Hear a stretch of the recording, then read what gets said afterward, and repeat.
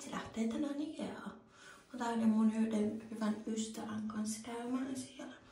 Niin katsotaan mitä tulee. Mä yritän olla näin kauimpana, kun tuossa on tommonen taso, niin se on vähän likainen, niin yritän olla näyttämättä sitä, mutta joo. Be ready to go. Siis pakollinen aina tulla syömään lihapullat ja muusi tänne. Tää on jotenkin niin ahdistavaa kuvata täällä keskellä on kaikkia, mutta joo, täällä syödään. Sitten mennään shoppailemaan. Nyt me ollaan päästy shoppailemaan. Paljon sä veikkaat, että tänään menee tää rahaa?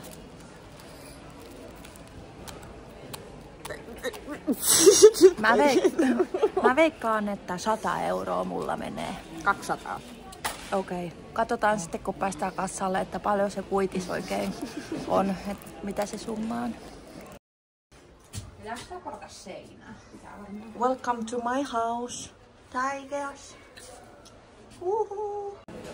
Siis tää tulee kauhea into niinku ruveta sisustaan ihan omaa uutta kotia.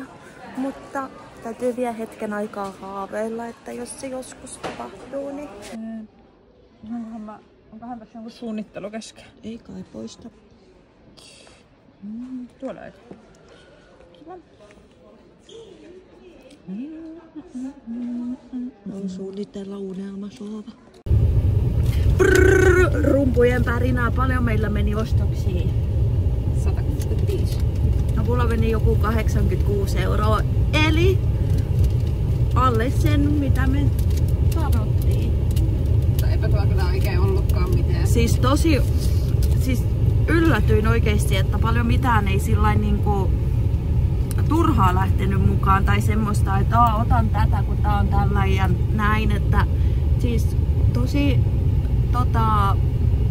vastuullisesti tuli niinku ostettua tavaraa, että siinä iso plussa. Mut joo, nyt me maalaiset lähdetään ajelemaan takaisin kotikonnuille. Kotiin saavuttu tän Ikea-kassin kanssa. Lähdetään purkaan tätä ostoskassia. Ensimmäiseksi tuli ostettua näitä minikrepusseja, koska näitä aina välissä tarvii. Sitten ostin 2 tämmöistä alustaa, että saa laittaa sitten kissan ruokakupit tähän, niin tää on helppo siivota. Niin tämmönen. Sitten uusi paistinpannu, koska halvalla sai. Sitten tietysti nämä paistinpannun aluset, koska näitäkin aina tarvii. Niin sitten 2 tyynyliinaa.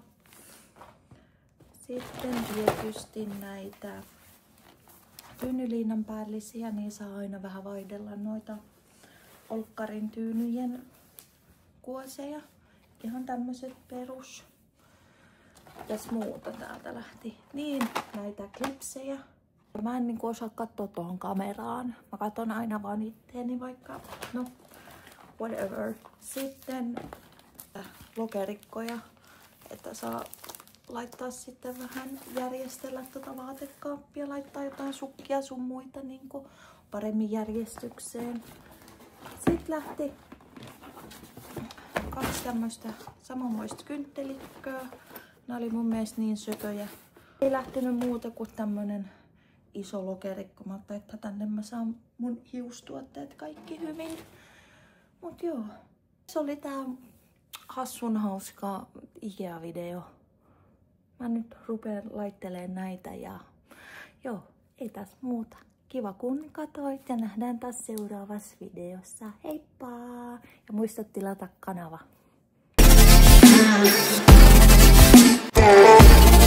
Yes.